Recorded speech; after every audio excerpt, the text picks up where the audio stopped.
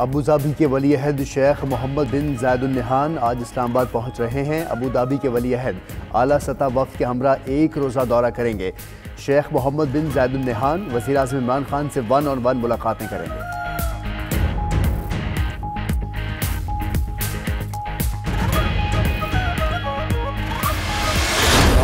حکومت کا army act ترمیمی بل کل قومی اسمبلی میں پیش کرنے کا فیصلہ ذرائع کے مطابق مسودہ آج اپوزیشن کے حوالے کیا جائے گا۔ حکومتی کمیٹی آرمی ایکٹ ترمیمی بل پر اپوزیشن سے مذاکرات کرے گی۔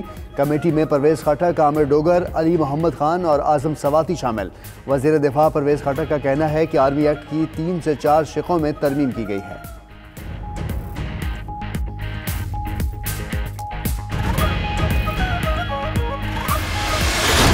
چاروں سروسز چیفز کی ریٹائرمنٹ کی عمر 60 سے بڑھا کر 64 سال کر دی گئی۔ وزیر اعظم، آرمی چیف اور دیگر فوجی سربراہان کی مدت ملازمت میں 3 سال تک توسیع کی ایڈوائز بھی کر سکیں گے۔ حکومت نے ترمیمی بل تیار کر کے کابینہ کا اجلاس بلا کر منظوری لی۔ 92 نیوز نے آرمی ایکٹ کا ترمیمی بل لانے کی خبر پہلے ہی دے دی تھی۔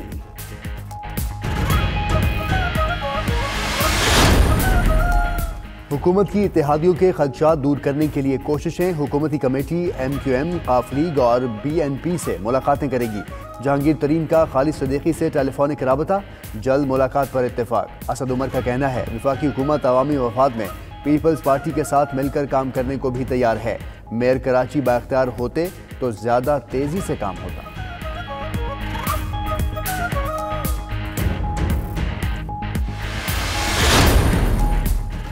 ملک بھر میں شدید سردی کی لہر برقرار، لاہور سمیت پنجاب کے میدانی علاقے بدستور دھند کی لپیٹ میں۔ مرید کے سرائے عالمگیر، چونیا، قصور، حجرہ شاہ مکیر میں بھی دھند کا راج۔ قومی شاہراہوں پر ٹریفک کی روانی متاثر، حکام نے شہریوں کو احتیاط برتنے کی ہدایات کر دی۔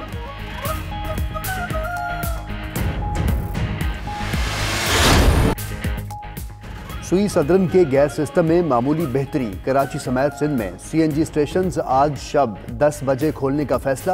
گیس کی فراہمی کل صبح 6 بجے تک جاری رہے گی۔ اتوار کو صبح 8 سے رات 8 بجے تک بھی تمام CNG اسٹیشنز کو گیس کی ترسیل کی جائے گی۔ ادھر لاہور سمیت پنجاب بھر میں بھی گیس کا بحران برقرار، گھریلو اور صنعتی صارفین اذیت سے دوچار۔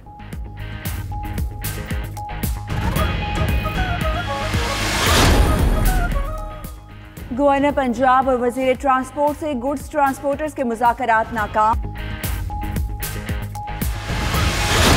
ویتنام کے شخص نے گھاس سے ماحول دوست اسٹرا تیار کر لیا جو پلاسٹک کے اسٹرا کے مقابلے میں بہتر اور بار بار استعمال کے قابل بھی۔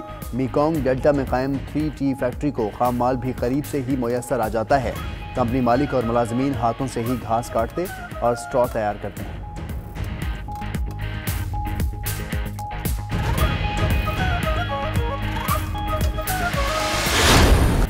اور پاکستان سپر لیگ 2020 کا باضابطہ شیڈول جاری۔ PSL 5 20 فروری سے 22 مارچ تک کھیلی جائے گی۔ افتتاحی میچ دفاعی چیمپئن کوئٹہ گلیڈیٹرز اور اسلام آباد یونائیٹڈ کے درمیان کراچی میں ہوگا۔ دونوں ایلیمینیٹرز اور فائنل کی میزبانی قذافی اسٹیڈیم لاہور کو مل گئی۔ ٹکٹوں کی فروخت 20 جنوری کو شروع ہوگی۔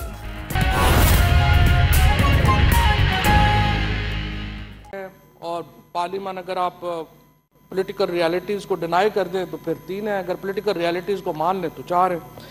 دیکھیے سر، میری جو گزارش ہے وہ یہ ہے کہ ہمارے چاروں اداروں کو، یہ جو چاروں ادارے جن کا میں نے تذکرہ کیا، اور بالکل پریزیڈنٹ صاحب نے بات صحیح کی ہے، آئین کے تحت 3 ادارے ہیں اور ہمارے پولیٹیکل ریالٹی جو ہے وہ ظاہر ڈیمانڈ کرتی ہے کہ 4 ادارے ہیں۔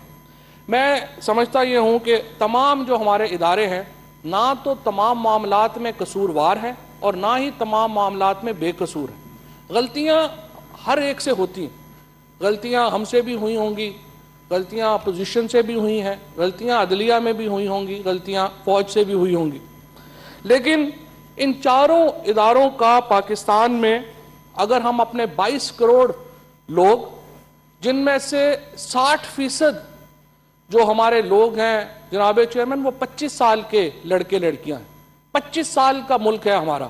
اگر آپ دیکھنا چاہیں، ہمارا جو ایک اس وقت جو پہلا نقطہ ہونا چاہیے وہ یہ ہونا چاہیے کہ کس طرح سے ہم پاکستان کے ان 25 سال کی جو بچے ہیں جو نوجوان ہیں ان کو ہم بہتر مستقبل کیسے دے پائیں گے؟ اگر ہم نے اپنے معاملات درست نہ کیے، اگر ہم آپس میں دست و گریباں رہے تو یہ معاملہ تو مستقبل ہاتھ سے نکل جائے گا۔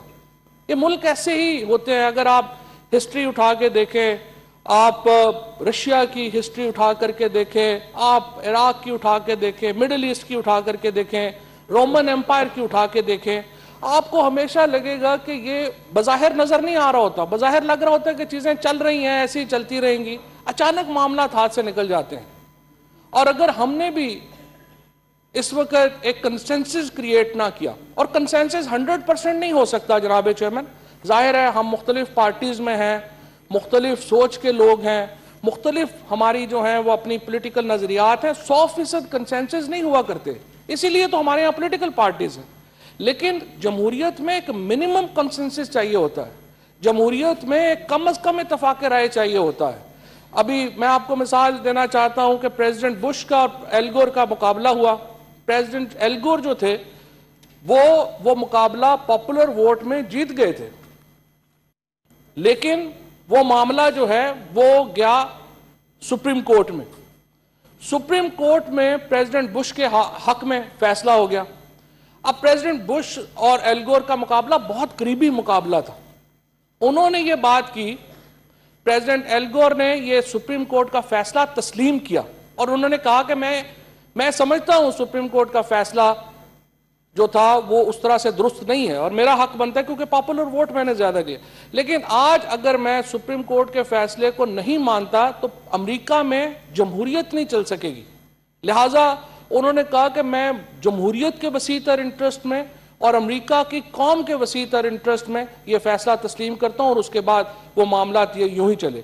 حکومت اور اپوزیشن کے درمیان جو تلخیاں ہیں، میں یہ سمجھتا ہوں جیسا میں نے عرض کیا، فنڈامنٹل معاملات کے اوپر وہ تلخیاں رہیں، لیکن اگر ہم الیکشن کمیشن کے ممبران کا تقرر بھی خود نہیں کر سکتے، اگر ہم چیئرمین الیکشن کمیشن بھی جو ہے وہ ہم خود نہیں لگا سکتے، اگر ہم احتساب کا نظام بھی یہاں بیٹھ کے کنسنسس نہیں طے کر سکتے کہ احتساب کا نظام جو ہے وہ ہمارا کیا ہوگا، تو پھر ہم کم از کم وہ اتفاق رائے بھی نہیں قائم رکھیں گے تو اس طرح سے تو ملک نہیں چل سکتے، اس طرح سے تو جمہوریتیں نہیں چل سکتی۔ میری درخواست یہ ہوگی آج پہلے دن نئے سال کے اس دن میں کہ حکومت اور اپوزیشن کو ان معاملات کے اوپر جن میں کنسنسس ہو سکتا ہے، الیکشن کمیشن کے اوپر کنسنسس ہو سکتا ہے، ممبران کے اوپر کنسنسس ہو سکتا ہے، احتساب کے نظام کے اوپر کنسنسس ہو سکتا ہے، فوج کے جو لا آنا ہے اس کے اوپر کنسنسس ہو سکتا ہے۔ فوج کوئی ہماری نہیں ہے، پی ٹی آئی کی فوج نہیں ہے، یہ مسلم لیگ نون کی بھی اتنی ہی فوج ہے،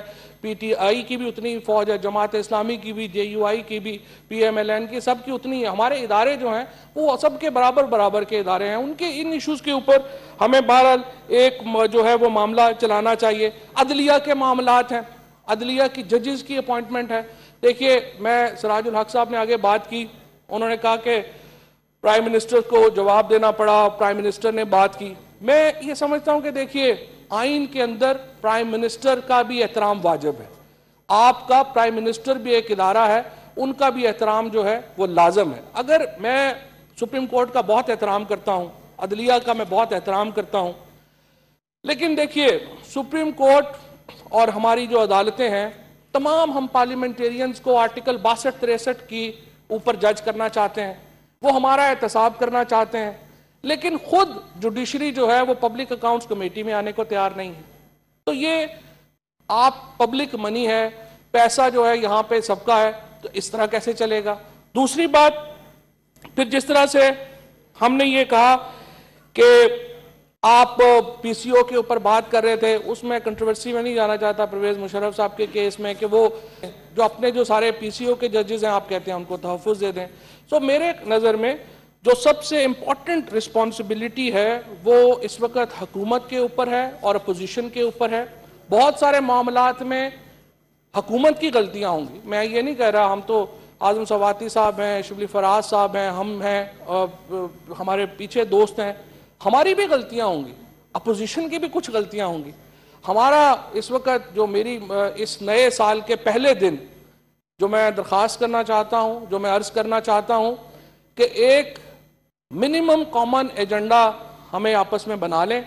मिनिमम कॉमन एजेंडे में आप इलेक्शन कमीशन को रख लें, आप जो एहतसाब का निज़ाम है उसके ऊपर आप बात कर लें, आप जो हमारे बड़े मामलात हैं उनके ऊपर बैठ के आपस में बात कर लें और यहाँ से इस नए साल का हमें आगाज़ करना चाहिए।